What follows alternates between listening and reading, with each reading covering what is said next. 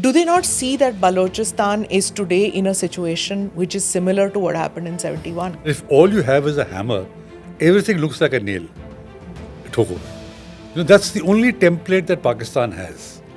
Anybody rises, first instinct is to crush it militarily.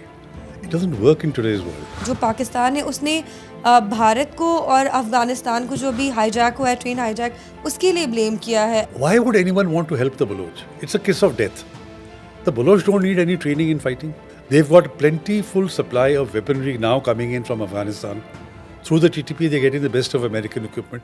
Why would anyone else, any country, India for example, why would you, and are you going to teach them how to fight? Pakistan army should withdraw from Balochistan. So how is that not Azadi then? They make no bones that they want a Balochistan without Pakistan. They want an independent Balochistan. You can give them any amount of packages, you can give them roads, you can give them schools, you can give them that. They don't want that. Do you find a political solution to the Baloch problem? See, only if the Pakistan army compromises with the Baloch, then it will be a long haul to get the Baloch back on the mainstream. What impact it would have on this CPEC deal? Because of CPEC, because of the development of Gwadar and Chinese interest, the Chinese are pressing upon the Pakistan army and on Pakistan to crack down even more on the Baloch. They haven't put boots on the ground, right? Not yet. But they are talking to Pakistan. They have told Pakistan, if you can't protect our assets and our installations, you allow us. Can Imran Khan ever come out of the jail? Asim Munir, the army chief, cannot let Imran Khan come out. Kabar ek hai. If Imran Khan was to come out, he was going to finish Asim Munir.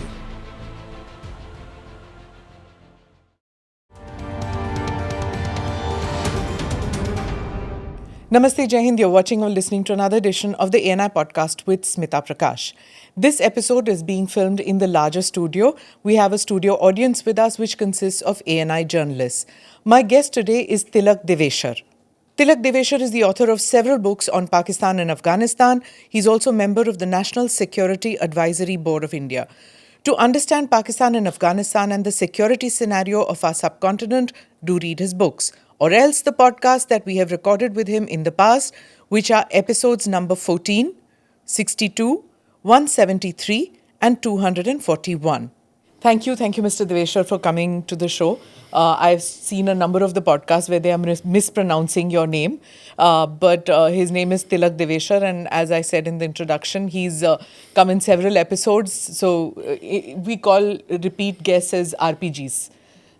Yes, repeat performance guest, not the rifle. So anyway, so for those of you who have not read any of Mr. Devasher's books, there's Pakistan, the Balochistan Conundrum. There's Pakistan at the Helm.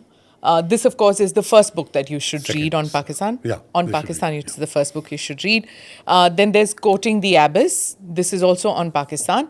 And then the Pashtuns, which is the other book on Pakistan. And other than that, he's edited several books. You're seeing the picture out here. And as I said, you can watch the other podcasts. So may I call you by your first name, if Please. I have your permission? Please. Okay.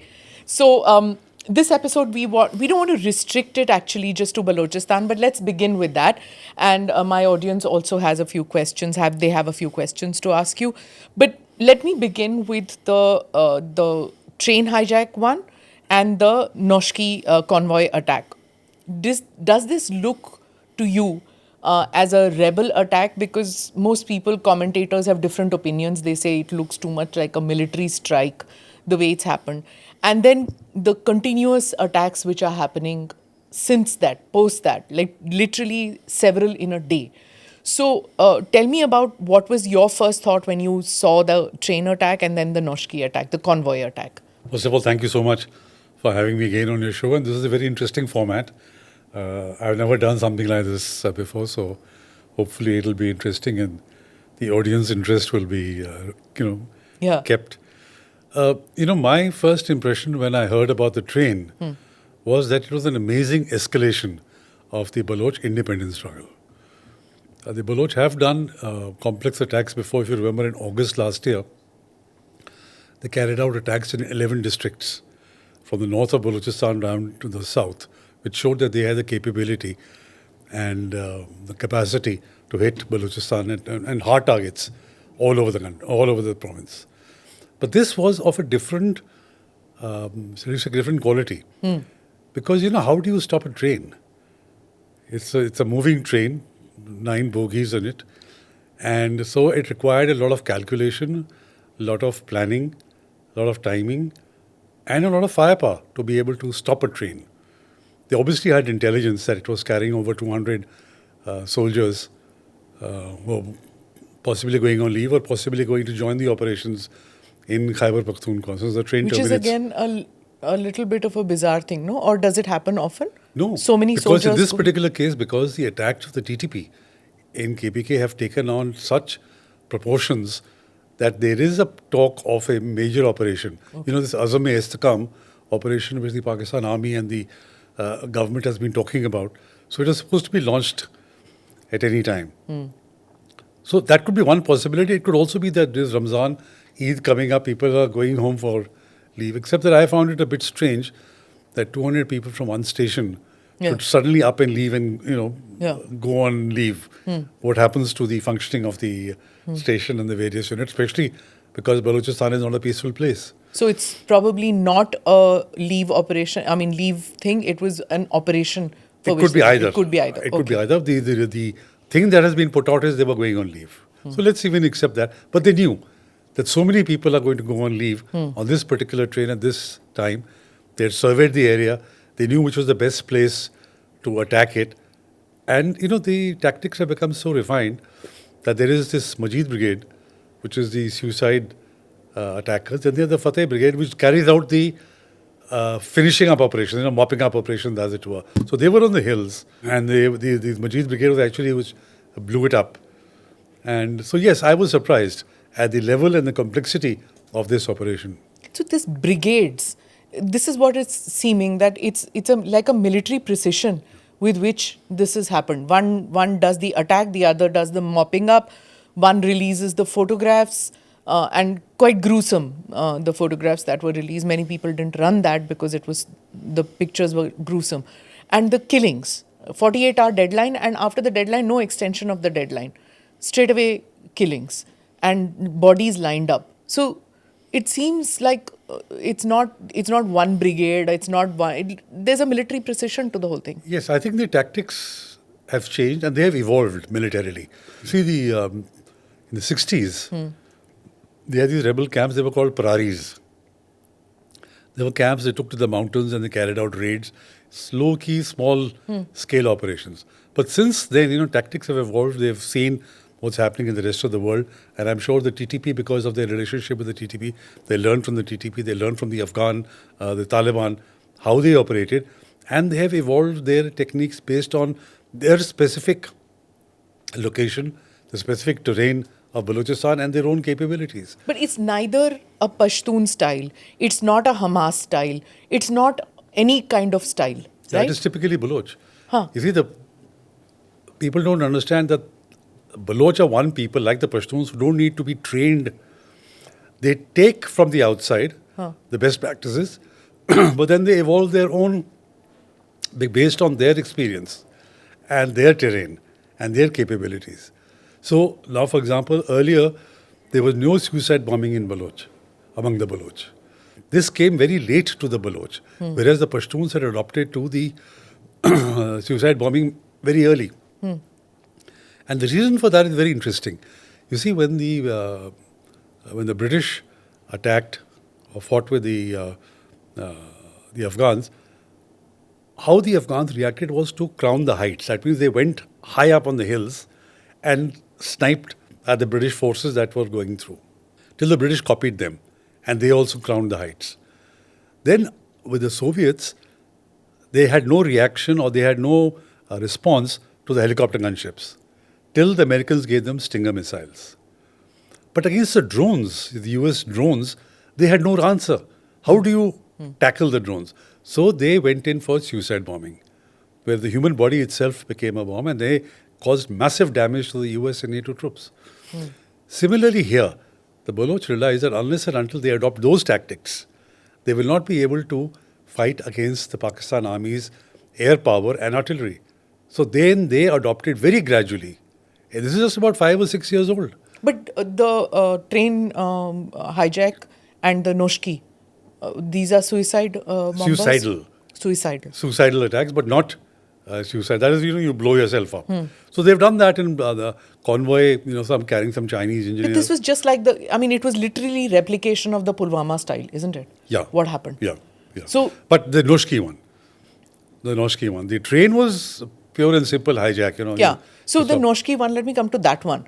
So this is why many Pakistani Twitterers saying that dekho what happened with Pulwama, similar thing has been done, which means ki Indian agents ne karwaya hai. You see, in the case Pakistan, if you see their history throughout since 47, they always externalize their problems. It is never their own fault.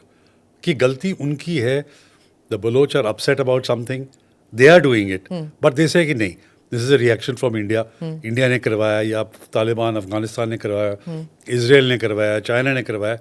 Arey galti tumhari hai, look within, that you were the one who is responsible for this. So this thing that it is done by Indians, and so let's discuss this now, that Indian help to the Baloch. Why would anyone want to help the Baloch? It's a kiss of death. The Baloch don't need any training in fighting. They've got plentiful supply of weaponry now coming in from Afghanistan. Through the TTP, they're getting the best of American equipment. Why would anyone else, any country, India for example, are you going to teach them how to fight? Why? They can teach you something to fight on guerrilla warfare. They're the best. I mean, a Baloch and a Pashtun is born with a gun. And they know their mountains, they know their hills like the back of their hand. You don't even know the terrain. So nobody needs to train them how to fight. So this whole thing about Indian help, and there are a lot of overseas Baloch who are rich, who are now funding them. Okay. A lot of people are working in Muscat. So the only explanation is India doesn't need to help the Baloch. Is that it? Yeah.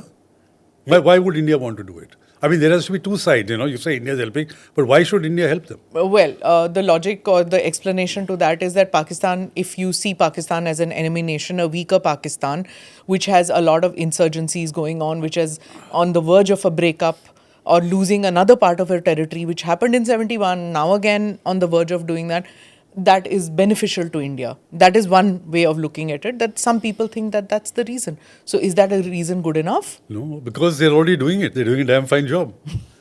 You can imagine in the last week or 10 days I was reading, there have been something like 57 attacks, both Baloch and the TTP together. आप जाके क्या करोगे? 58th करवा दोगे? You don't need to. See, in any kind of a situation like this, you survey and see what is required, what is not required. जब आपकी ज़रूरत ही नहीं है, तो बेगानी शादी में अब्दुल्ला दीवाना. Okay, so why do it? Let's come to this. What is the BLA? Is it really like an army when they have brigades and all that? Is it centralized? Is there a structure to the BLA? Or are they now random groups calling themselves part of an amorphous entity called BLA? The BLA actually is a successor to the organization that came up in the 1973-77. There was a major insurgency. That was called the Baloch People's Liberation Front. Then after Zia entered into negotiations with them, that sort of dissipated. But some of the older people continued. So it has taken root from there. Initially it was in the Murri tribal area. So was the BPLF in the Murri tribal area. But now the insurgency in Balochistan has evolved over the last 10 to 12 years. That it is no longer confined to the Sardars who are fighting for Sardari Nizam. It is now spread out among the middle class Baloch, non-tribal Baloch, who are largely, or a large part comes from the coastal areas, through Makaran and that area. That's why you'll find that the BLA earlier was fighting only in the Murri area, but in August last year you find they were fighting all over Balochistan.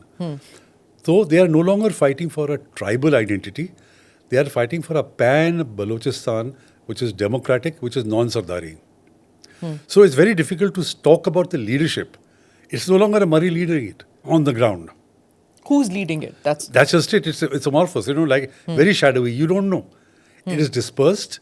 It is not that random groups are doing it in the name of the BLA. That is not there. Like in the ISKP, you have people who are self-motivated and doing it in the name of the ISKP or ISIS.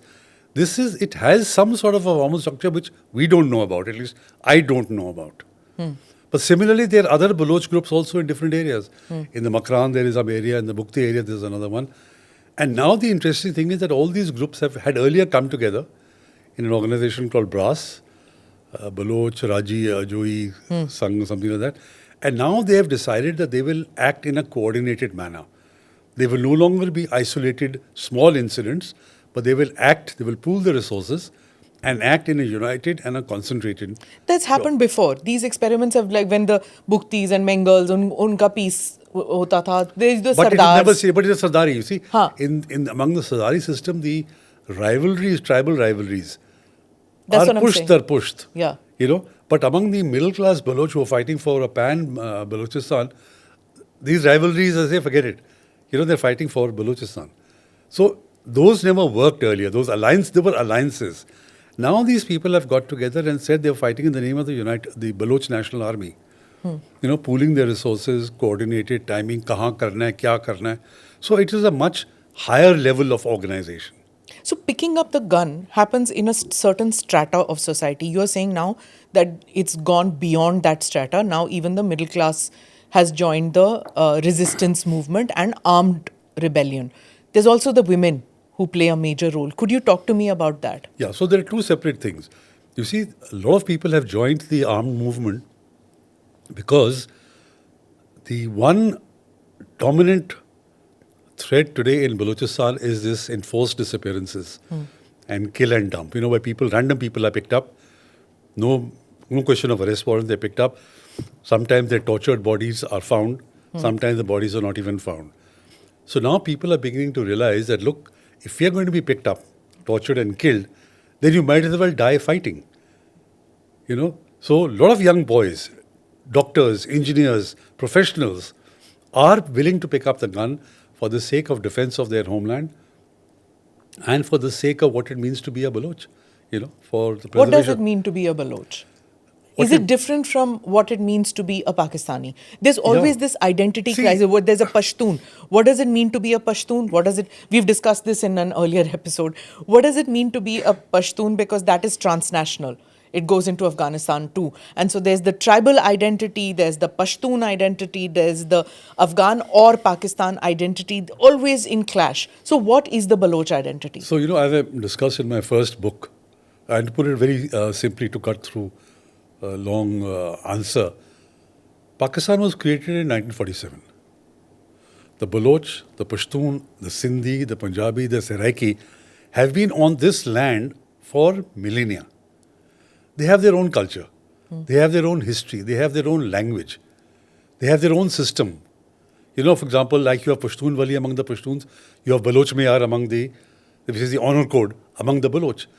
Now, what Pakistan needed to do in 47, it's very well to say we'll create a separate state because we are all Muslims. But you have to weld these people who have never stayed together in a country. The Baloch, the Pashtuns, the Sindhis, the Saraikis, the Punjabis, you have to weld them into one nation. Since 47, the only thing that Pakistan tried was Islam and centralization. And not give them provincial autonomy, not allow them their rights over their own resources or to be able to govern themselves. So what it means to be a Baloch today is that, look, I want my language, I want my culture, I want to be able to govern over my territory. I want access to my own resources, and those resources should be used first for the upliftment, for the employment opportunities of the Baloch. Simple example. Sui gas was discovered in 1952. For almost 20 years, no part of Balochistan got access to that gas.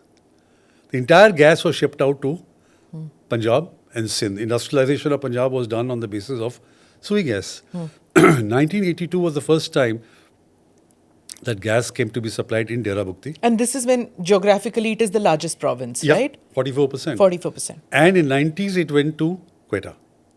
For 40 years after gas was discovered, the people of Balochistan were deprived. Even today, most of the districts of Balochistan don't have piped gas.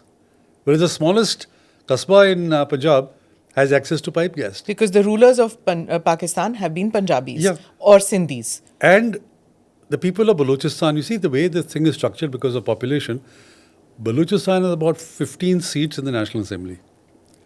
These 15 people have no impact on how governments are formed in Islamabad. Right? The majority is formed just by Punjab itself. Will have a majority in the National Assembly if everybody is voted for that one particular party. Then you take people from Sindh and some from KPK. So Balochistan की तो आवाज ही नहीं है. This is the best example of this. We're just digressing, but for a minute. When Akhtar Bengal wanted to speak in the National Assembly, for 2 days he was not allowed to speak. Third day when he got up to speak, somebody said, "Abhi to quorum hi nahi hai." So the assembly was prorogued or went into recess. So he came out in frustration, he resigned and said, "Look, what is the point of my being a MNA and being part of the assembly when I cannot even speak? I cannot express the voices of my constituents in the National Assembly. Nobody wants to listen. So what are you saying, democracy?" Then he said that Mehrang Baloch came to Islamabad with a serious grievance. Nobody talked to her. Nobody listened to her. So he said, now the matter is out of our hands. The decisions of Balochistan will be taken on the boys on the hill. And then again, recently, he tweeted. Explain boys on the hill to Which people who don't is the understand. freedom fighters. Freedom fighters. Yeah. That they will now take the decision because you don't let us speak in the National Assembly. That one democratic path is close to us. You don't listen to people who come with their grievances to you. You don't listen to them. You throw cold water on them. You put them behind bars. And then you say, we are going to deport you back to Balochistan. You deport foreigners. You don't deport your own nationals. But that was the Punjabi attitude. हम इनको deport कर देंगे Balochistan. So people say, then what are you talking about? Who shall we talk to? So we can't talk. You're talking about Mehrang. So let's come back to what the original question which I was talking about women. Yeah. There's that concept of not knowing whether they are widows or not. Yeah. Explain that half widow. Half widow. So, it's because so many fathers, brothers, sons have been picked up and they haven't returned or their dead bodies have been found years later. So there are women who came to protest in Islamabad. They said, for the last 15 years, I don't know if I'm married or I'm a widow because I don't know where my husband is. And there are hundreds and thousands of such women. Daughters who have been on the streets at the age of 10. And for 10 years, they've been protesting कि भी हमारी father कहाँ गए, हमारे भाई कहाँ गए. Likewise, the Mehrang Baloch. When she speaks out of first-hand experience because her father went missing, then her brother went missing. There is another lady called Samideen Baloch. Similarly, from the age of 10, they have been protesting, they have been on the streets. So you can imagine the pain and the anguish. And now they say, look, sitting at home, and Balochistan is a very conservative society. It's very unusual to find women coming out and protesting like this. He said, but sitting at home is no longer an option. सारे तो हमारे आदमी आप ले गए हो. So unless or until we come out and protest, there'll be nobody left to protest in Balochistan. But these pictures don't make it to Pakistani media. Television channels have been silenced. So these people are coming out and they have little children holding placards in which it's written, my father missing for 10 years. And then this makes it to the social media sphere. But even that has been curtailed. YouTube, वगैरह सारा curtail करते हैं in Pakistan. So what I'm trying to say is that isn't it easy for Pakistan to crush these protest movements? No, it's not. Because of the power of social media. Similarly with the Pashtuns and Manzoor Pashtun. Similarly with the Baloch. I mean, she has been nominated for the Nobel Peace Prize. People have come to know her internationally. She's got several awards too. Because the message has got out. That what is happening in Balochistan has got out thanks to the power of social media and a few newspapers, who have published long articles on the plight of women. So, and that is one thing which I keep telling everybody, and I'll tell your young audience too. We keep talking about Balochistan, what is India doing about Balochistan. The least all of you can do is to follow Baloch Twitter handles. Amplify them, so that, like we did so much for Maldives. When Maldives said those stupid things about India out and, all those kinds of things. And Maldives had to back down because of the power of the Indian Twitterati. Why can't you do the similar thing for the Baloch? You don't have to do anything else. Sitting at home, 5 tweet dil ke nikal diye. But क्यों? Because injustice is being done. When you know that this is the kind of brutalities that is being done, and not only that, I have a whole list of figures, and the statistics are boring, the kind of deprivation which is there in Balochistan. which is absolutely unbelievable. And this has been done not out of neglect. It's been done by a deliberate policy to keep this province underdeveloped, keep it in poverty, and enjoy the fruits. But tell me one thing. Asif Ali Zardari is part Baloch. Yeah. Why did he do nothing for the Baloch? Not only that, today you have a chief minister of Balochistan, Sarfaraz Mufti, who's from the PPP. He's a PPP nominee. This man, in 2017, when he was Home Minister of Balochistan, said the only option we have, that the only way to tackle the Baloch problem is genocide of the Baloch. This is on record. It's reported in the newspapers. A man who says that you do genocide of the Baloch himself, he's a Mufti. He is today the chief minister nominee of the PPP. So, we think that PPP is a liberal party, wo bhutto ka roti kapda makana. It's a lot of nonsense. So, like you said, ask the question about Zardari. What are they doing today? That this man, and how do you think he is going to resolve any problem in Balochistan? This is what they're left with. And then you have the Interior Minister of Pakistan who says, Balochistan ka masla to ek SHO ki maar hai. That one SHO, I think he meant a Punjabi SHO, can take care of the Balochistan problem. And 2 months later, you have this train hijacking. And 58 attacks in 3 days. People have been asking him, SHO kahan gaya? Where is the SHO? So, that's why I say, follow Baloch channels, amplify their tweets. People go missing every day. 3-4 people are going missing every day. They tweet about it. It is available on the social media. It's a humanitarian crisis. It is a massive humanitarian crisis. It's a massive human rights problem. It's a problem of socio-economic deprivation. Why is the West ignoring this for so long? It didn't suit, or there are just exhaustion because it's been going on for so long? Yeah, but the West or any other country never does anything on moral basis. It is their national interest. In 1972 or 73, Henry Kissinger visited Pakistan for the first time. That time he was a Harvard professor. And the insurgency was going on in Balochistan. So he was asked, what do you have to say about the insurgency in Balochistan? He said, I won't know the Balochistan insurgency even if it hit me on the face. That was the lack of interest or lack of knowledge that the Americans, Henry Kissinger was supposed to be the mastermind of international relations, didn't know a thing. Even today, the day Balochistan becomes important, for whatever reason, today it has become important for the reason which has gone against the Baloch. Because of CPEC, because of the development of Gwadar and Chinese interest, the Chinese are pressing upon the Pakistan army and on Pakistan to crack down even more on the Baloch. Because of the CPEC? Yeah, because of CPEC and because of their projects. So it's worked against them. Right? Similarly, under the British, because of the great game with Russia, the British went to preserve the independence of Afghanistan and they used Balochistan. So they took control of Balochistan.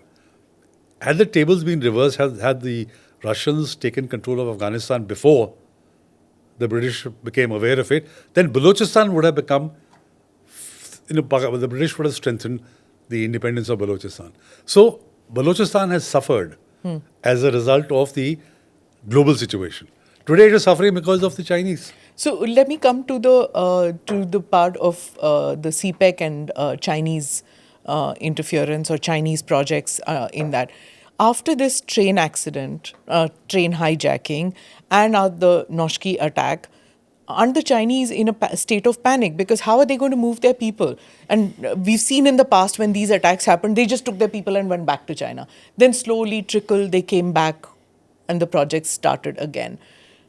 How is it going to impact on the China-Pakistan economic corridor? It will certainly have an adverse impact. One is purely the security of, as you mentioned, Chinese personnel. But thinking ahead, and the Chinese always think ahead. Today you've hijacked a train. Tomorrow, what if Baloch actually cordoned off a power plant?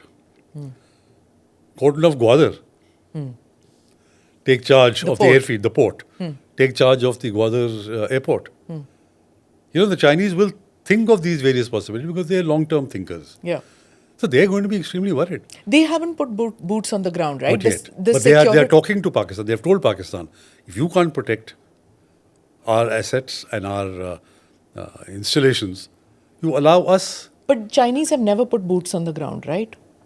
In Hambantota, I suspect that they have people on the ground in Sri Lanka.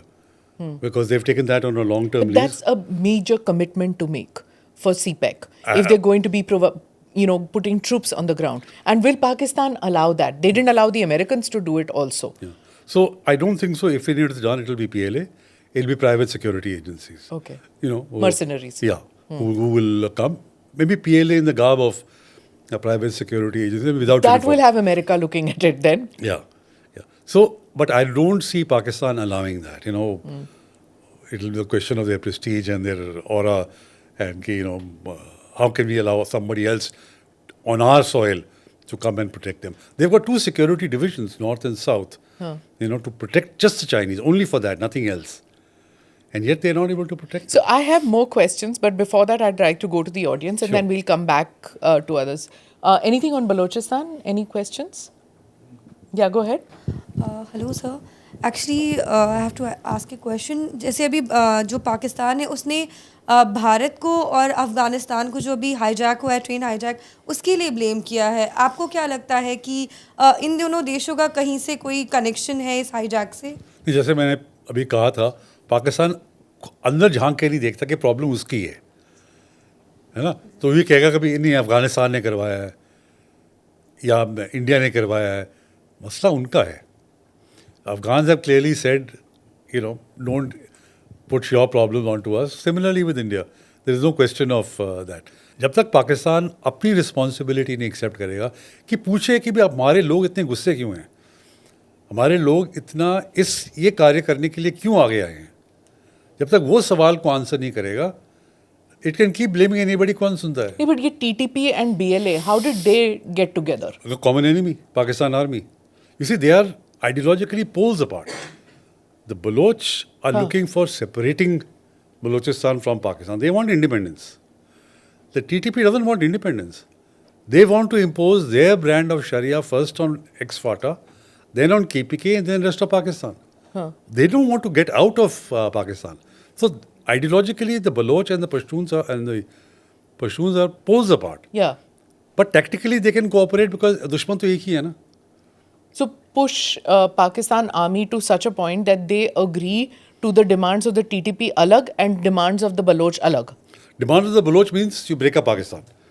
Has it come to that the Baloch are not willing to accept autonomy or more schools, more roads, more power, more gas, more electricity? They don't want all that. They just want to separate. Has it come to that tipping point? Yeah. I wrote in an article of the Indian Express, it just came out yesterday, that it has gone beyond economics for the Baloch. You can give them any amount of packages, you can give them roads, you can give them schools, you can give them that. They don't want that. Ab to baat, sir, pani se... Pani sir se upar ho chuka hai. Yeah. So they are just not... that they don't trust. You see, the question of trust deficit is so much. If you allow me to digress, this has started from 1948. 1948, when the forcible accession of Kalat took place, the Khan's brother, Abdul Karim, he went out into the mountains and carried on a revolt for about 2 years. Then he was told, and that Pakistan Army swore on the Quran, that you come down, stop fighting, and we will give you safe passage. Hum kuch nahi karenge. He and all his people were arrested, they were tried and put behind bars.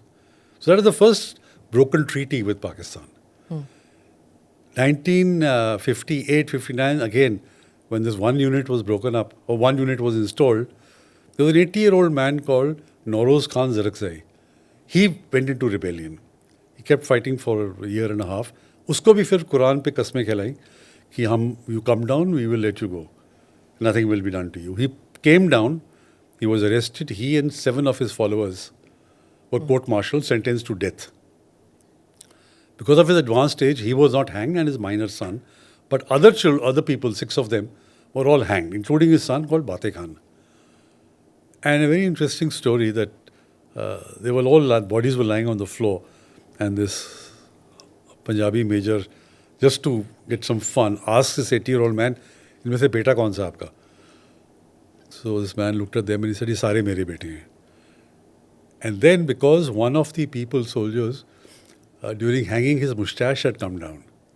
So he bent down and very gently pushed his moustache up and said, even in death, do not let the enemy feel that you have despaired even for a moment. That is the strength of the Baloch. So that was the second time that Pakistan sort of broke their promise. Third time, when Bhutto wanted the support of the Baloch Sardars for the constitution, he allowed in the elections promised autonomy, etc., to Ataullah Mengal, who had won the elections, and he became chief minister for 10 months. After the constitution was passed, Bhutto dismissed the government and banned the NAP. That time it was the National Awami Party. That was the third time. Then, of course, the insurgency started off. Akbar Bukti. So there have been a series of broken provinces which Pakistan has... Akbar Bukti assassinated. Yeah. So the Balochs don't trust. And if I can just read out one very interesting quotation, which Abdul Karim, that is the brother of the Khan of Kalat, wrote to his brother in 1948. Just mark the date, 1948. And he said, the Pakistan people are not only more aggressive than the British, but they are also in the habit of biting off their own friends. For whatever angle we look at the present government in Pakistan, we will see nothing but Punjabi fascism. The people have no say in it. It is the army and the arms that rule. There is no place for any other community in this government, be it the Balochs, the Sindhis, the Afghans or the Bengalis. Total Punjabi fascism rules supreme everywhere. He could see the nature of the Pakistani state way back in 1948. And that is what has come out true. And then even the forcible accession of Pakistan, even though Jinnah was the lawyer for Khan of Kalat. Forcible accession of Balochistan. Accession of Balochistan. So Jinnah was a lawyer of Kalat. He was a friend of Kalat. The Khan had paid him huge sums of money. And he had argued the case for Kalat's independence from the cabinet mission, 1946. Jinnah, as the incumbent governor, coming to be Governor General on 4th of August 1947, had signed an agreement with the Khan of Kalat, saying that Kalat will be independent, because it was an independent state when British took it over. He signed on the agreement. Subsequently, he broke the agreement and forced the accession. Interestingly, Pakistan had signed a standstill agreement with Kalat. Pakistan had also signed a standstill agreement with the Raja of Kashmir, Maharaja Kashmir. They broke both those standstill agreements. And since then, they've continued to break treaty whenever it suited the purpose. So that's the nature of the Pakistani state. And one other thing. Sure. When this issue was being debated in the Kalat State Assembly in December 47, Ghausbakht Rijinju, who will later be called as the Baba Bizenju. His son was Hasil Bizenju. And he said in the assembly, Kalat State Assembly, we can survive without Pakistan. We can remain without Pakistan. We can prosper outside Pakistan. But the question is what Pakistan would be without us.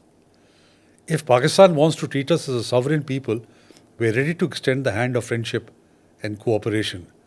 If Pakistan does not agree to do so, flying in the face of democratic principles, such an attitude will be totally unacceptable to us. And if we are forced to accept this fate, then every Baloch son will sacrifice his life in the defense of his national freedom. Said in 1947.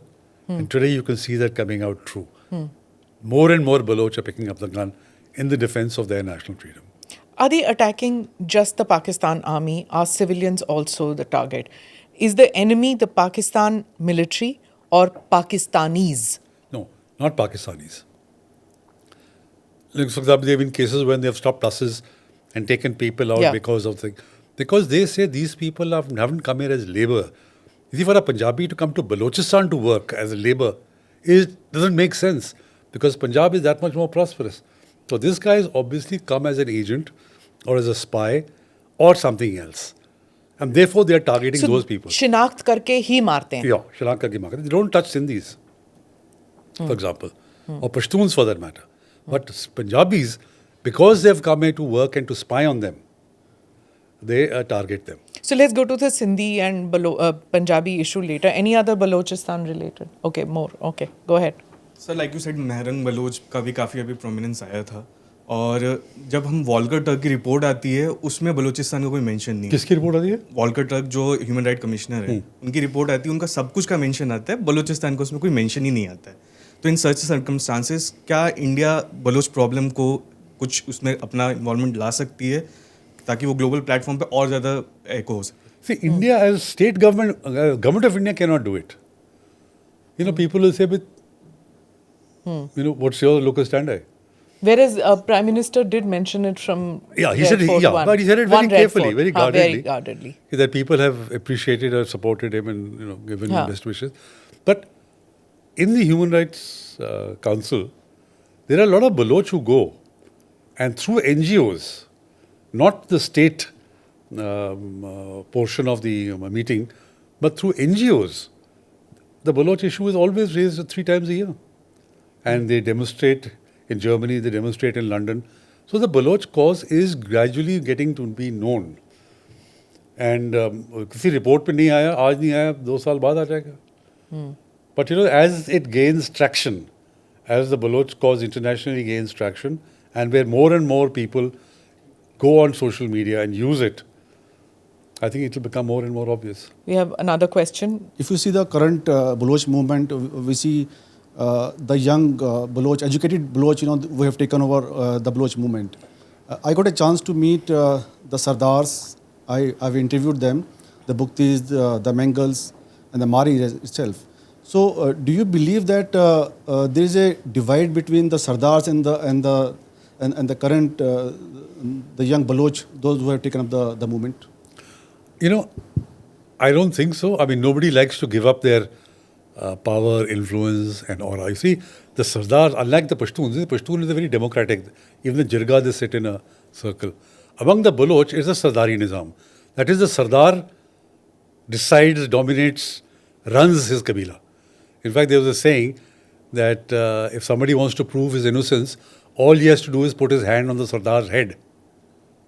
So whatever he says is treated as true. Or somebody was asked during Ramzan, why are you not fasting? He said, I don't have to, my Sardar is fasting for me. So that is the influence that the Sardars have on the people of their tribe. So the current crop of Sardars who have taken over from Ataullah Mengal, Khair Bakhsh Mari, and people Mufti. like Mufti, Akbar Mufti, taken over from them. But they are also not, in the traditional Sardari Nizam And they've been style. abroad for 20 odd years, Yeah. I think, right? How are they still linked, connected No, with there's a lot of regard and respect. Okay. That. But they also realize that they are not on the ground. It's the people on the ground who face death every day, are risking it. So they have no option but to accept that other people have come to the fore, the middle class, non-tribal people from the Makran coast and other people, they have come to the fore and they command greater respect and following than they did. So naam hai, naam hai, that old respect will be there. Like the Khan of Kalat, for example. But do you believe that the current movement is totally led by the educated middle class Baloch? Yes, to a large extent. I won't say totally. After all, these old, younger Sardar jo baithe hain abroad, they certainly do have influence. They certainly do have influence. And also the crowds that are coming are, people of different strata one is seeing. Yeah. The poor are there, the people who have lost their families, they are there, jo disappear ho gaye, as they say that word, that disappear. Like Mehrang Baloch, her brother was abducted and killed. That's why she has been so active. Father also. Yeah. So when she speaks, again to digress, उसकी आवाज़ में इतना दर्द है because she is talking reality. ज़मीन से जुड़ी हुई है. Similarly, all the women who are protesting, that's why now in Balochistan you have a very strong civil society movement. वो सब ज़मीन से जुड़े हैं. They're narrating personal experiences, not theoretical. Not theoretical. As she said, the issues that the Punjabi women are doing this Aurat March and all, he said, हमारे में तो वो मसला ही नहीं है. हमारे में मसला life and death का है. She was comparing, somebody asked her about Aurat March. She said, हमारे तो मसला ही नहीं है. हमारा मसला तो is 10 times more serious. Do you find a political solution to the Baloch problem? See, only if the Pakistan army compromises with the Baloch, then it will be a long haul to get the Baloch back on the mainstream. If the Pakistan army does not compromise, अब फिर crackdown करते हैं because of this Jafar Express or Noshki. It's a nail in Pakistan's coffin as far as Balochistan is concerned. Any other question? Yeah, go ahead. I want to talk about the civil society movement also, and the history of it in Pakistan. But yeah. Sir, my question is, who are the main leaders behind Balochistan freedom movement? Today or earlier? Today. Today. See, as I said earlier, they're all shadowy organizations. जो public space में आते हैं, for example, politicians like Akhtar Bengal. He was in the National Assembly. He is the leader of a political party. They contest elections. They believed in the idea of Pakistan. They believed that their problems could be resolved through the constitutional and democratic process. But Pakistan ne wo आवाज भी snuff out कर दी. I guess the reason she's asking also is because, you look at Imran Khan, okay, he's leading this. You look at PPP, there are these faces to it. Whereas in Baloch... So, insurgency में हमेशा यही होगा. हाँ. You see, हमारा जो mind है, logical mind है. अच्छा, इस box में PPP है, उसमें बिलावल भुट्टो है. इस box में मरियम है, वो PML है. इस box में PTI, वो इमरान खान है. यहाँ पर because of security reasons, you don't know. They're all shadowy organizations. क्योंकि अगर आप कह दें कि भाई X is the leader, वो पकड़ा जाए, then everybody else gets demoralized. Then they will target only that leader. So, if it is dispersed and it is shadowy, आपको भी नहीं पता चलता कि कौन है. अच्छा, also Ramzan के time पे they've attacked like this, these killings, mass killings which are happening. उसमें वो नहीं था कुछ कि रमज़ान के टाइम ऐसे नहीं करना. You see, the Baloch are very secular people. For them, they are Muslim, but that does not define their identity. Unlike the Pashtuns, for whom Islam defines their identity. For the Baloch, it doesn't. As you said ना कि रमज़ान के महीने में I am not fasting, मेरा सरदार fast कर रहा है. अभी कुरान में तो कहीं नहीं लिखा ना, they said individual fasting. So for them, it's when the British asked them, how would you want your civil cases to be looked, decided, they said Rivaj. The Pashtun said they Sharia. Said what? Rivaj. Oh. A traditional way of saying. The Pashtun said Sharia. So that's the difference between the Baloch and Pashtuns as far as religion is concerned. So whether it is Ramzan or any other, they are looking for targets of opportunity. So right now, there is no fight for supremacy as far as leadership supremacy of the movement. No. They're all doing their own objectives, and the objective is Azadi? Yeah. Final objective is Azadi. Right now, objective is hurt the Pakistan army as much, force them to withdraw. See, now, for example... Withdraw from where? From Balochistan? Yeah. So force that Pakistan army should withdraw from Balochistan. So how is that not Azadi then? When it is Azadi. Yeah. They make no bones about it. They make no bones that they want a Balochistan without Pakistan. They want an independent Balochistan. Okay, so Azadi. So obviously Pakistan is left with no option but to crush the Baloch army and the Baloch freedom movement. There is an option of talking to them. What? There is an option of... You see, it is a political problem. It stems from 1948. Which is the question that said that is there a political solution to the problem? But only when Pakistan army changes its thinking, changes its DNA, that you cannot crush. This is a political movement. You see, Pakistan army is strong enough to militarily hurt or even crush the Baloch. But they cannot outlast a people who have decided they want freedom. Which is again, I find a strange situation that they have not learnt from history that when a rebellion gets extremely strong, then don't attempt to crush it if you're going to lose. It is better to talk. I'm obviously referring to a parallel situation, what happened in 1971. Yeah. If they had allowed Mujib, and they had continued with that, but the Bengali revolt was crushed in a terrible manner, ruthlessly. Do they not see that Balochistan is today in a situation which is similar to what happened in 71? I'm sure they see it, but they've learnt nothing. The saying is, I've overused it, that if all you have is a hammer, everything looks like a nail. Thoko. That's the only template that Pakistan has. Anybody rises, first instinct is to crush it militarily. It doesn't work in today's world. It just does not work. How many people will you kill? But do some of them think that, oh look, India crushed militancy in Kashmir? मतलब वो तो they don't look at it as militancy, they look at it as freedom fighters. But उन्होंने ऐसे किया तो हम क्यों नहीं बलोच के साथ कर सकते? But they also forget that India never gave up the democratic process. Yes, governments may have been suspended, but there was a basic democratic process. There was a Human Rights Commission. Things happened in parallel. People in parliament were allowed to debate. Journalists protested. They issued reports. So in India, it's a totally different game. Yeah. In Balochistan, it's not that. Journalists don't have access. And anybody who writes a story on Balochistan becomes a story himself because he goes missing. Hamid Mir was almost killed because he did a program on the Baloch. Likewise, there is this lady called Sabine Mahmood who had a bookshop called The Second Floor. And she organized a debate. And when she came down after the debate, she was shot. So that's what they say, that either you are crushed and killed or you become a lifafa journalist. So those are the two levels of journalism which happens. The brave ones who continue to do their podcasts and they continue to talk about the Baloch movement, how much at a risk are they today? Very much. Very much. So they don't talk. They don't do it. The very few and who do it are doing it from outside. Outside, okay. They do it from outside, it's safer. And even journalists who were outside, like Karima Baloch, they tracked her down in Canada and they killed her there. There was another journalist, Sajjad, I think, in Sweden. He was also tracked and killed. Okay, anybody has a question on? Hello, sir. So, considering the incompetency of Pakistan to deal with the Baloch terrorist group, so do you think what impact it would have on this CPEC deal? On? CPEC. China-Pakistan corridor, economic corridor. Yeah. So, would China put its foot down or would it continue to make this happen?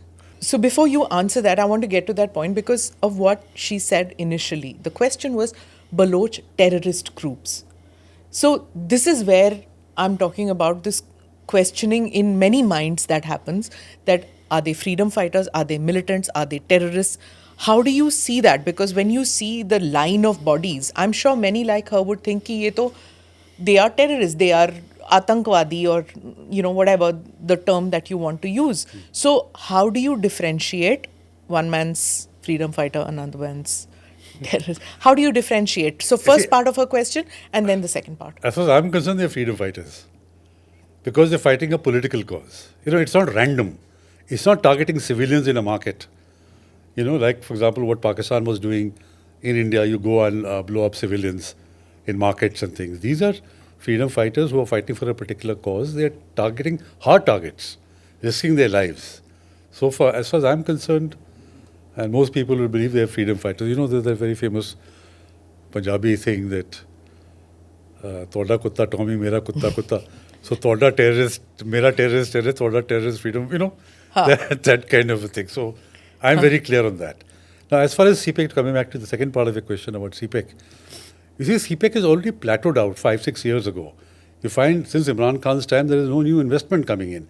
The Chinese also realize that in further investment into Pakistan is like throwing good money after bad money because, they're not getting any return.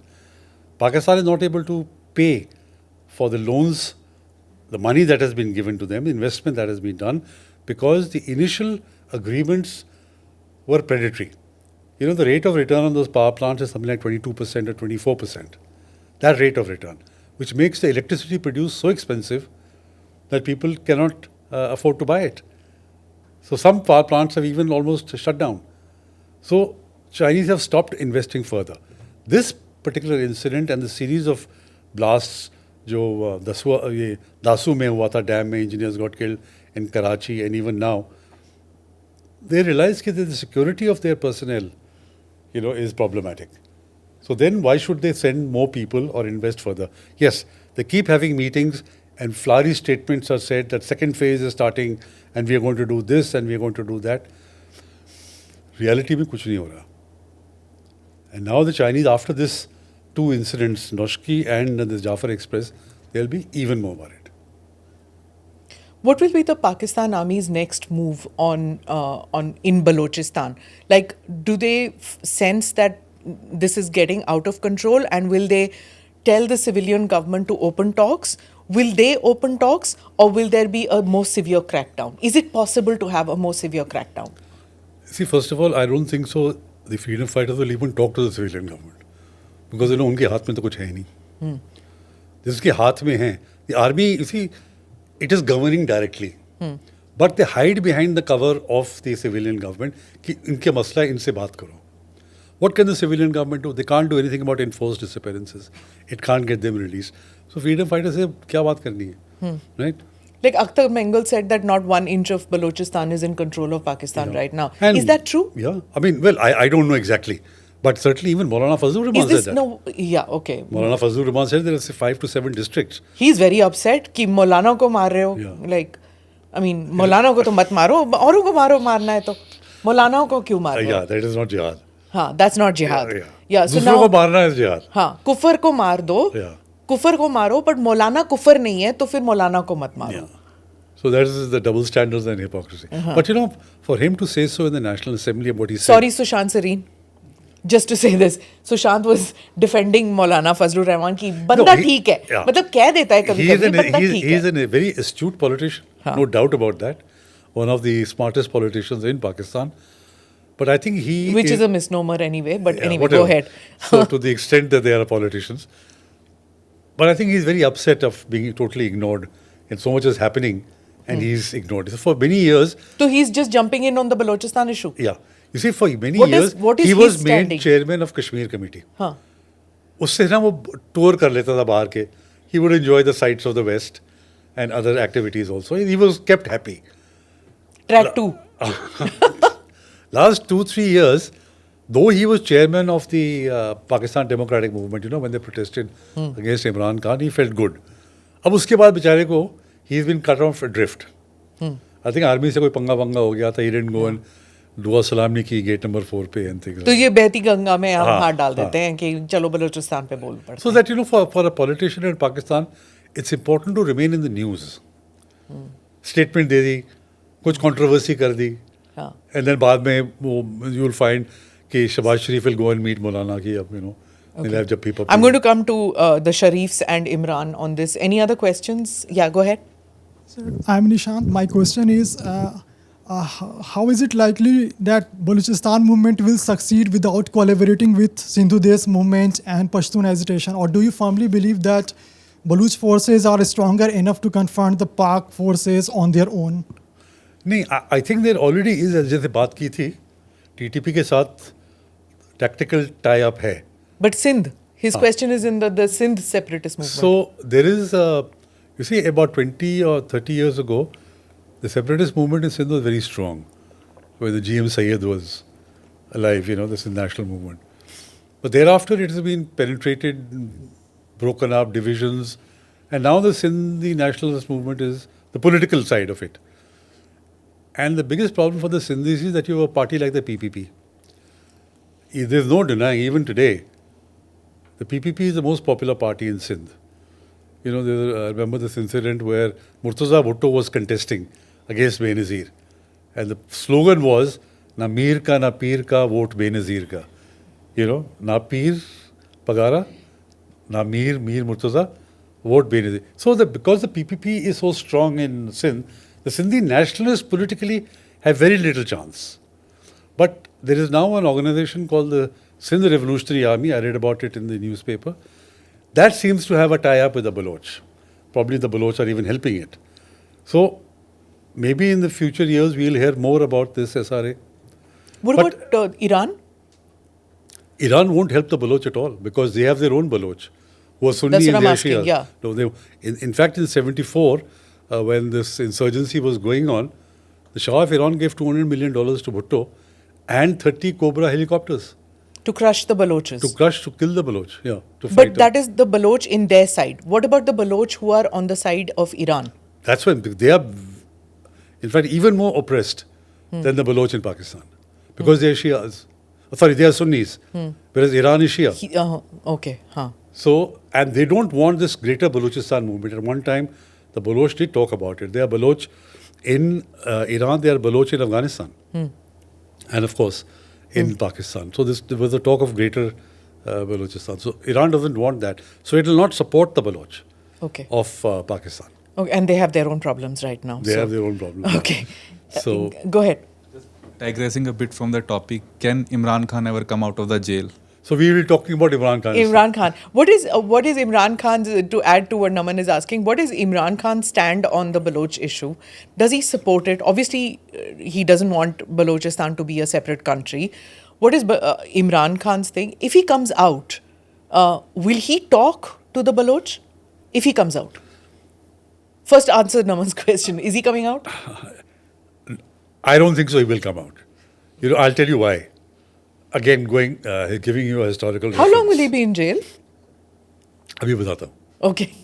So, when Zia carried out his coup and Bhutto was in jail, so one Pakistani politician told Zia, देखो कब्र एक है, दो लाशें हैं, एक तुम्हारी है, एक भुट्टो की है, तो तुम फैसला करो तुमने जाना अंदर या तुमने भुट्टो को भेजना है.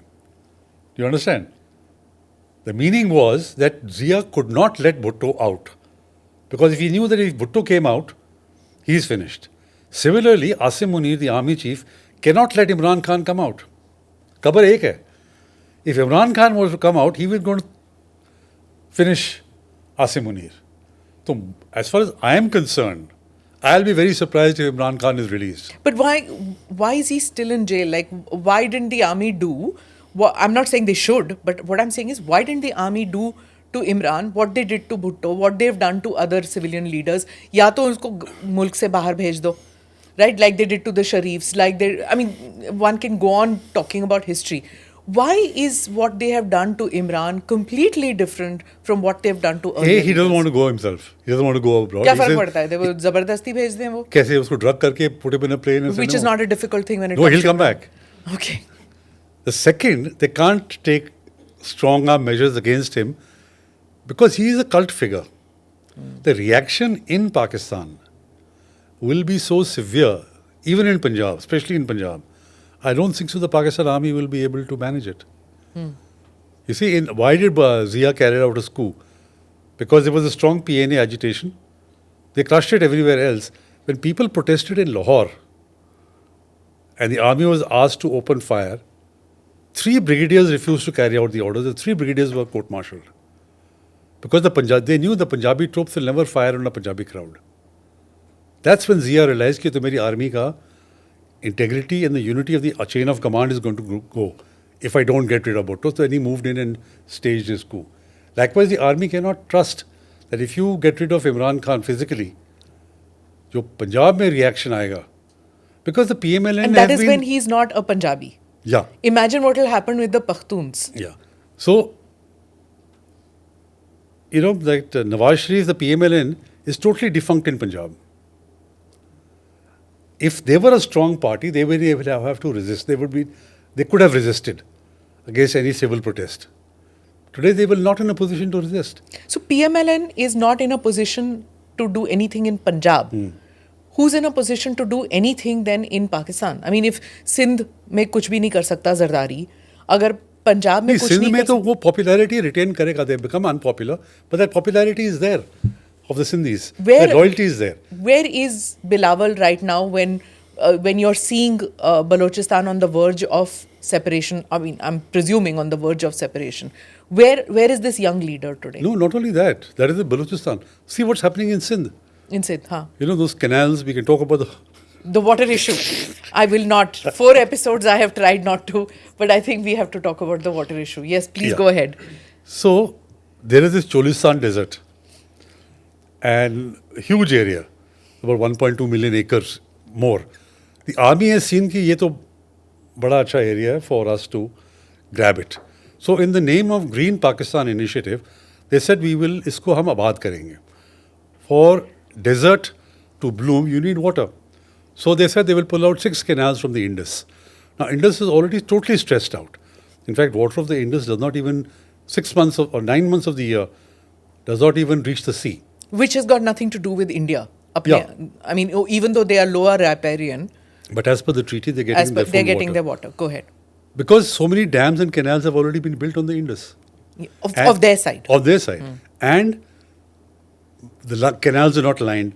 So just 36% of the water from the canal or the river reaches the field.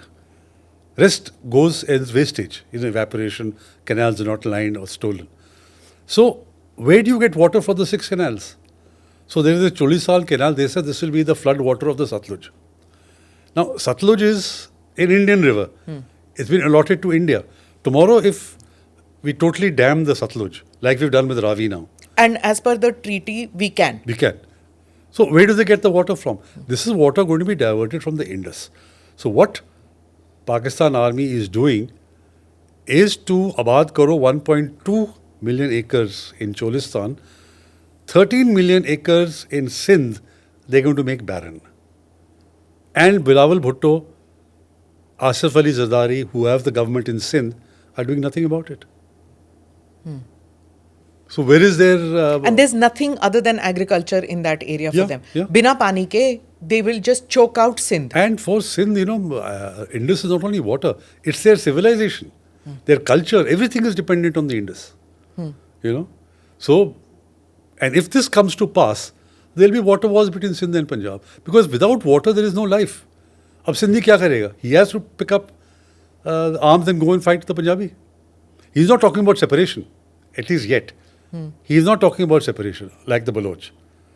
But he is going to say that if there is no water, I can't survive. How will my children survive? So he will then fight with Punjab. But again, there is no leader, considering that it has been Benazir, it has been Asif, it has been Bilawal. The strongest of Pakistani civilian movement leaders. None of them have picked up the issue of this. Yeah, true. But you see, today what is happening in Sindh? They're sitting in Dubai. Every day there are protests in Sindh. Every day.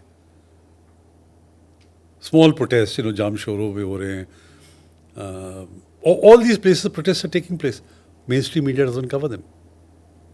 Why? So, for example, there are leaders. As an agency, you should be covering this. That these protests which are happening every day, and people are saying that we will not allow the canals to be built. See, Sindh stopped Kalabagh Dam from being built. Even Musharraf couldn't ram it down the throat of the Sindhis. But they have found another way to get these 6 canals to in the Cholistan desert. Okay. Any other question? जी.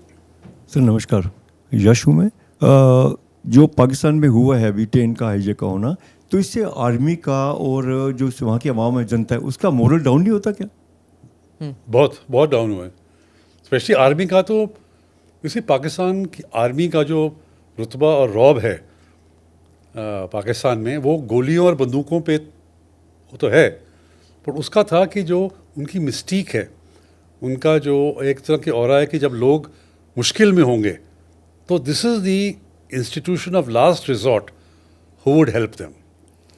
तो इनकी जो reputation और aura था, एक तो इमरान खान ने बुरी तरह से उसको डैमेज किया। When you call the army chief Mir Jafar and you continue to survive and thrive, तो लोग समझते हैं यार what kind of an army is this.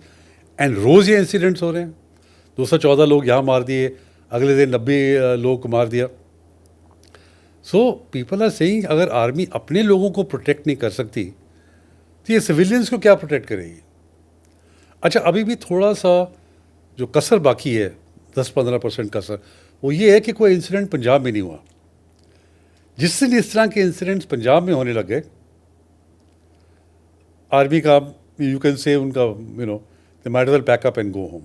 इसे बलूचिस्तान में हो, KPK में हो, सिंध में भी हो जाए, so long as पंजाब में ना हो, so long as Punjab, which is the heartland, and so far Punjab has been safe from the ethnic groups. हाँ, religious attacks हुए हैं, there have been religious attacks, but in terms of ethnic groups, so far Punjab has been saved. Do you see the Pakistan army using things like gunships, using drones against the Baloch now? They have. They use F-16s. They use artillery. In the past. But now, I'm talking about now. So I think they are waiting for a big operation after Eid. Abhi to Ramzan chal raha hai, Eid. So after Eid, I think there will be a massive operation in Balochistan. The earlier operation, there was a wink, wink, nod, nod from America. This time? with the Trump administration? I don't know whether there was US acquiescence to it. I don't know whether they will. The US will even be concerned. They're so concerned with other issues, whether it's Ukraine, Russia, Middle East, and all that. So this will. Or will Pakistan preemptively think that यहाँ पे human rights वगैरह शोर ना मचाएं तो एक और बंदा दे दो अमेरिका को? They'll do that. They will certainly do that. This is what Musharraf के ज़माने में they did that. And it is interesting that the Sharifullah which they handed over to he is not the sole person who was arrested. Apparently I was watching on Pakistani television. There are 48 ISKP people whom Pakistan has arrested. तो 2 साल में करते रहेंगे ना फिर? हाँ, हर 1-2 महीने में एक. Like Musharraf, whenever he went to the US, before going, one Al-Qaeda fellow would be handed over to the Americans. So ऐसे ये एक और हड्डी फेंक देंगे. And they know how to deal with the Americans the best in the world. The Pakistanis. The Pakistanis. They know exactly which buttons to press and how to do it. So this is exactly what will happen. No, but that was a deep state which is being dismantled by the Trump administration now with Tulsi Gabbard and Kash Patel and the others looking to disband that deep state, and they are talking about non-interventionist policies. Regime change nahi karna, ye nahi karna. That's how they've come to power, with this clear intention that we are not fighting these forever wars. We are not going to get into that. So do you see that happening, or does Pakistan realize that this is a different administration? See, Pakistan has one template of dealing with the US. But the US will not get involved. US will not get involved. I think what we have to really wait and see, which will be a game changer, is what does the US do for Iran? If they actually go after Iran, then Balochistan and the value of Pakistan increases exponentially. Because, Pakistan has a huge land border and a sympathetic Baloch population on the other side. So, depending on if the US does something, now see, they say US said non-interventionist, but they went and bombed the Houthis the other day. But that is for their own ship. Whatever.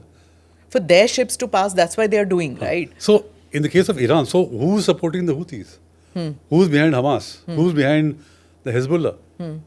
So, if they go, I'm just saying hypothetically, the thinking out aloud, then the importance of Balochistan and Pakistan changes. Then the US will have to take a call.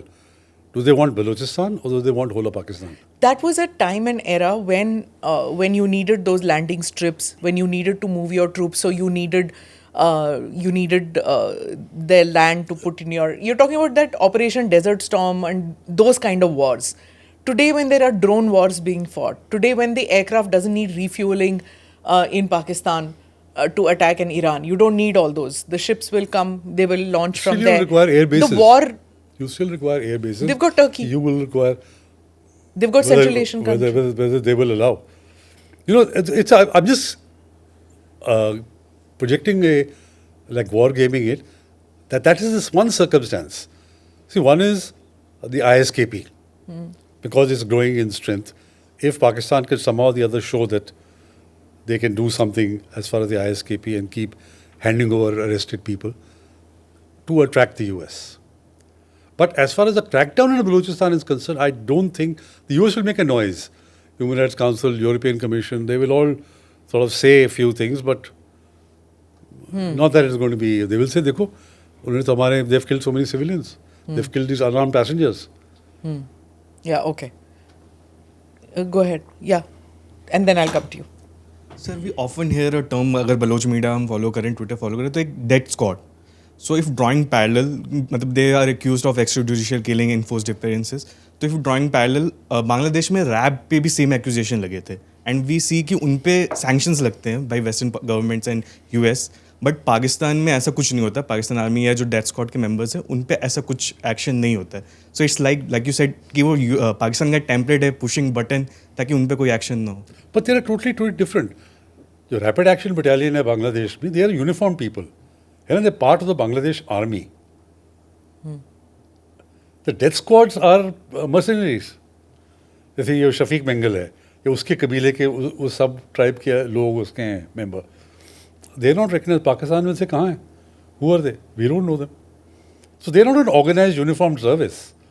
They have been set up by the Pakistan army to be used to carry out these kind of activities, but not as a uniformed this thing. जैसे लश्कर जंग भी है, अभी तो पाकिस्तान की बनी हुई है, but they are not like a rapid action battalion. तो बहुत फर्क है. Another question? So Pakistan has now become the second most terrorism affected country in the world. So what factors have contributed to this rise in terrorist incidents? What do you think? The chickens are coming home to roost. 20 साल अपने India या अफगानिस्तान में लोगों को भेजा है. अब वो लोग कहते हैं कि तुमने अफगानिस्तान में हमने जिहाद किया, पहले पाकिस्तान में तो जिहाद करके देखें ना. That's what they are actually saying. You see, it's a very interesting dynamic.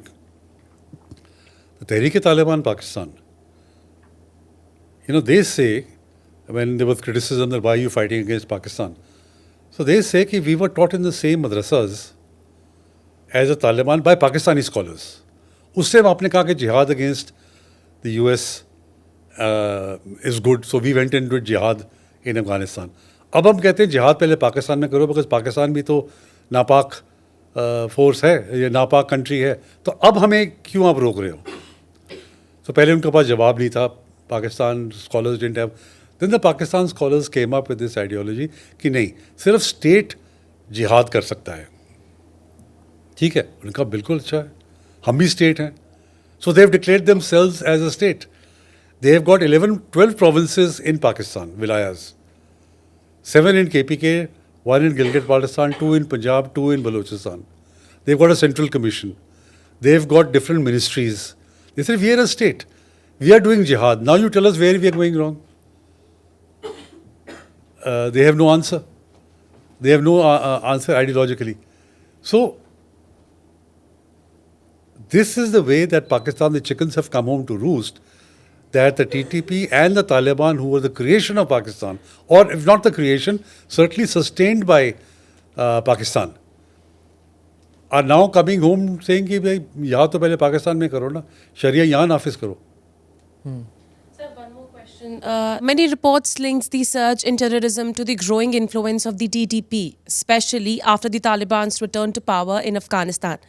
So what do you think? How has the Taliban's rule enabled TTP's expansion in Pakistan? You see, you must realize, 2001 में जब the US attacked and the Taliban were removed from power, they took shelter in the tribal areas. And these tribesmen today are organized as the TTP. So as per Pashtun Valley, जब तालिबान को shelter दिया था उन tribals ने, अब वो tribals को shelter की ज़रूरत है अफगानिस्तान में. So the Taliban will always give them shelter. And they say, because अगर if they don't, if the Taliban, Pakistan कहता है ना तालिबान को आप you hand over TTP to us, they can't. अगर वो करेंगे, they will be called बगैरत, which is without honor. तो सबसे बड़ी गाली आप पश्तून को दे सकते हो is to call somebody बगैरत. And there is no way that the Taliban will hand over the TTP. उनको सेटल कर लेंगे, दूसरे बॉर्डर में ले जाएंगे, उनको बोलेंगे आप नेगोशिएट कर लो पाकिस्तान में. But they will not hand them over to Pakistan. So when the Taliban came into power in August 2021, first thing they did was release everybody from jail. तो जितने भी TTP के लोग थे और लीडर्स थे, जैसे फ़कीर Mohammad and couple of other people, they all came back and joined the TTP. TTP को अब शेल्टर मिल गया. पहले तो US के ड्रोन अटैक्स होते थे अफगानिस्तान से. And a lot of the leadership, top leadership, Baitullah Masood and couple of other leaders were killed by the American drones. Now the danger of drones is no longer there. Plus the weapons that the US have left behind, the Taliban have handed over to the TTP as part of their war booty.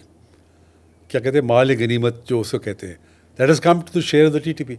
तो उससे भी उनका बहुत benefit हो गया because of the highly sophisticated weaponry they have got. So in many ways they've got secure shelter, they have got weapons, so that's how the TTP has benefited. Social media पे ना एक quote बार बार आता है all the time, which the Pakistanis also put up to prove a point about India, and the Indians, especially the pro-BJP handles, they do a lot of chest thumping on that. And that was an old video of the current National Security Advisor, Ajit Doval, in which he talks about the Pakistan strategy, and he said, do one Mumbai and lose Balochistan. So the Pakistani handles who are saying that कि देखा इसीलिए तो हम कहते हैं कि this was his strategy, and now that he's NSA, he's doing this. The Indian handles say कि तुमको पहले ही warn किया था कि ये होगा, और ये हो गया. देखो, हमको कुछ करने की जरूरत नहीं है, पर हो गया. And then there's that नामालूम अफराद, unknown gunmen. उसको लेके भी there's social media में बहुत सारे कि इनको तो रिपब्लिक डे परेड पे इनका एक बटालियन होना चाहिए वहाँ पे of नामालूम अफराद. See, again, the problem with Pakistan is that they have no imagination. You must think a thing through. I think they have a very, very lurid imagination. No. The problem of Balochistan did not start after Mr. Doval made his statement. It was in 1948 se. The first insurgency against the government was in 1948, then 1958, then 1962, 1973, 77. और ये वाली तो 2004 से चल रही है. Mr. Doval was not even in service in the 1970s. I'm not sure whether he was. He was certainly not the NSA in 2004. But there's a lot of stories about that, how he went in an auto rickshaw and things like that, and he crossed the border. And डर अच्छा है. You know, if the Pakis are scared, डर अच्छा है. So now what unknown gunmen, I've been asked this question and I'll say the same reply. आप गए? Have you crossed? अच्छा, no, maybe I shouldn't ask this. What your reaction? कुछ सवाल रहने दो, कुछ जवाब रहने दो. Okay. So, Pakistan has a consistent history of political assassinations. Starting from Liaquat Ali, Khan Saab, Benazir Bhutto. There have been a series of poets, other politicians, terrorists. You know, the person who set up Sipahi Sahaba, Azam Tariq, he was killed. Nobody knows who killed him. Persons who set up Lashkar-e-Jhang, Muhammad Ishaq, Riaz Basra, they were killed. Koi pata nahi. So ISI has this tradition or practice that use and throw.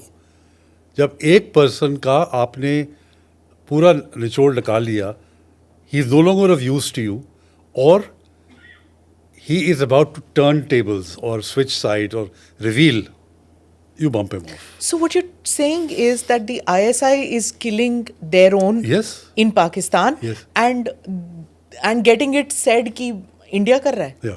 Also, is it possible that Mr. Doval has infiltrated ISI and getting it people killed? No, I don't believe that. Okay. But you see, what they didn't realize, or they don't realize, that for India, it is not a matter to be defensive about. On the other hand, Indians are damn thrilled. देखो यार, हम करवा रहे हैं. You know, it would have made a difference when you blame India that India will get on the defensive. नहीं, हमने नहीं करवाया. यहाँ तो ठोक के लोग बोल रहे हैं, हाँ हमने कराया, देख लो, what all we can do. You see, so that is backfired. They have killed their people. Maybe they were not of use to them anymore. But what psychologically advantage they could have gained by telling the world, India is a terrorist state. देखो, India ये करवा रहा है. India saying, हाँ. As you mentioned, those handles and everybody, all the YouTube vloggers, 28 हो गए, अब 29 हो गए, नहीं 32 हो गए हैं. People are thrilled that, you know, we have got this. You see, you have been at the receiving end for terrorism for the last 30 years. And if you find that you are being complimented for hitting back, you lap it up. So Pakis didn't realize this. What a good point you're bringing in. This is just what, you know, there are many of us who have friends and relatives who live abroad who don't understand this part. That India has been a victim of terrorism for so long that when you're seeing terrorists blow themselves up and, you know, India being told कि you are the muscular guys who are blowing them up, चाहे हमने किया या ना किया हो, you're feeling a sense of pride. Yeah. Right? That अंदर से पता भी है कि हमने कुछ नहीं किया. Right. Don't take advantage. Okay, go ahead. My name is Raj. So recently, that sounds like that sounds. You know, my name is Raj. Sounds like straight out of a Karan Johar film, or nowadays sounds like straight out of a film में जहाँ पे raw agent कहता है I am Raj. Go ahead. Sir, my question is recently Balochistan province में Shah Mir Mufti Shah Mir का assassination हुआ by a unknown gunman. So, how do you take this? Should we connect this with assassination in reference to the Balochistan killing them, or is there is connection with the India? No, what you are trying to say is that मुझे मालूम नहीं है, but लोग कहते हैं कि he was the man who arranged the kidnapping of Kulbhushan Yadav Yeah, from Iran yeah. and showed it as arrested in Balochistan. यही आप कहना चाहते हैं ना? Directly पूछो. This Kana poor, that Raj is probably an agent out here. so this poor officer was picked up, kidnapped. He was legitimate business. He was picked up from Iran. उसको दिखाया गया. Again, failure of imagination. अगर India ने भेजना भी था किसी को बलोचों के लिए, वो नेवल ऑफिसर को क्यों भेजते? अगर भेजना था तो आर्मी इन्वेंट्री ऑफिसर ना भेजते? क्या ये आप क्या बोल रहे हो मेरे शो में? फिर अब नेवी मेरे पीछे पड़ जाएगी No. कि नेवी को पुअरली दिखा रहे हैं. नहीं, पोअरली का naturally he is on the ship. He can teach you how to ride on a ship. वो आपको इन्फेंट्री टैक्स क्या, और दूसरा बलोचों को कौन सिखा सकता है फाइट करना? The Indian army is by and large a conventional army. It has fighting in the mountains. It has developed a lot of skills. So if anybody had to be sent to support, it would be an army officer, an infantry officer. Why a naval officer? And then will he go infiltrate into a enemy territory carrying his real passport? So क्या, this is totally failure of imagination. They wanted to establish equivalence. So कि what देखा you- हमने इसको पकड़ लिया. अरे भाई सोचो तो सही, बंदा है कौन? So you think that he had nothing to do No, with? of course not. Absolutely not. But this person जो कहते हैं कि अननोन गनमैन में, अब अगेन दे सेड कि इंडिया इज बिहाइंड इट. अब देखो, एक आदमी तुर्बत, छोटी सी जगह है इन बलूचिस्तान, वहाँ पर है. How would anyone in India know this man, know that he is in Turbat, know that he is in this masjid, he is going to come out at this time, and then you position somebody there to kill him? It strains the imagination. They would have used locals? Contract killing?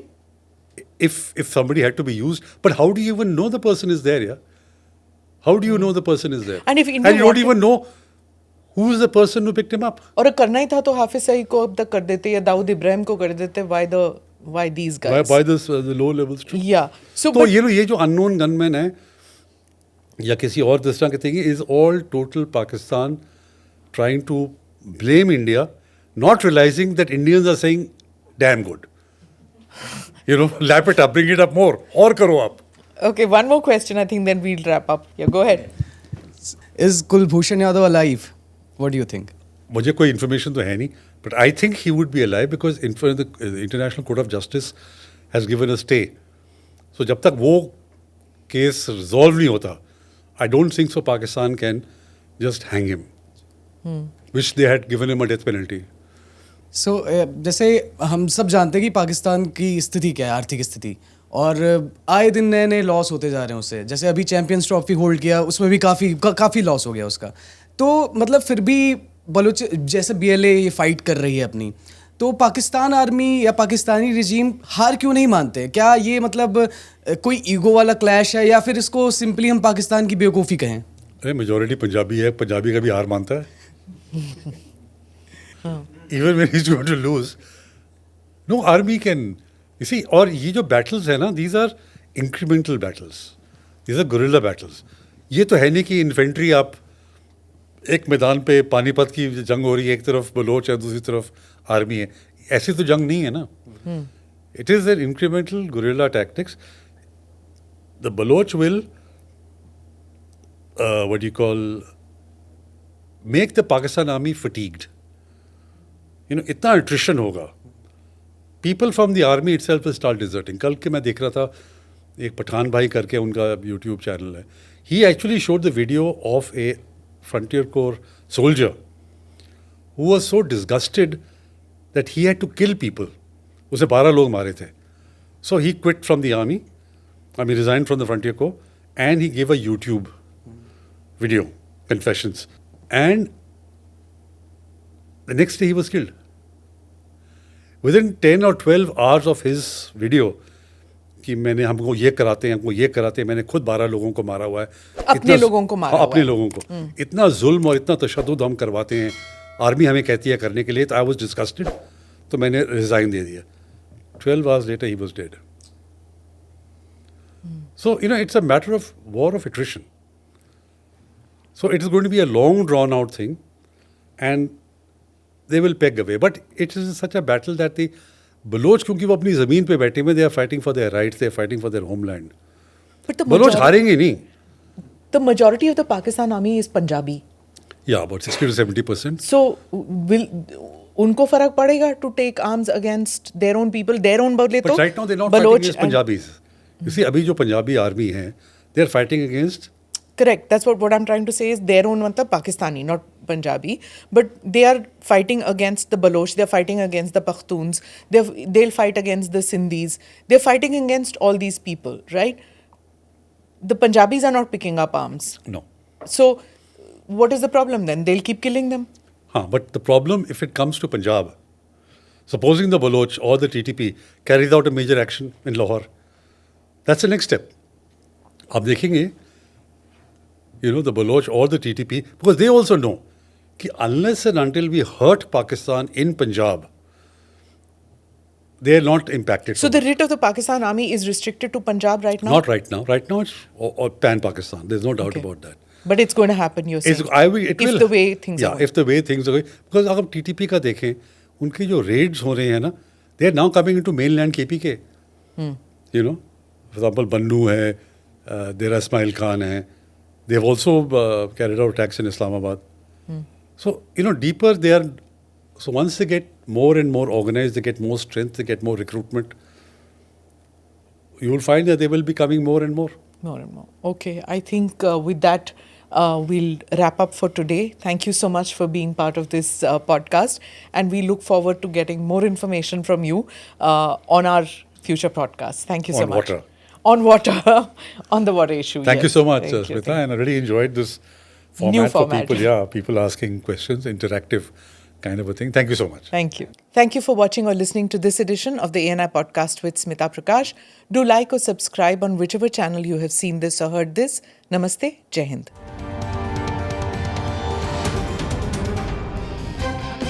Click here to watch the previous episodes.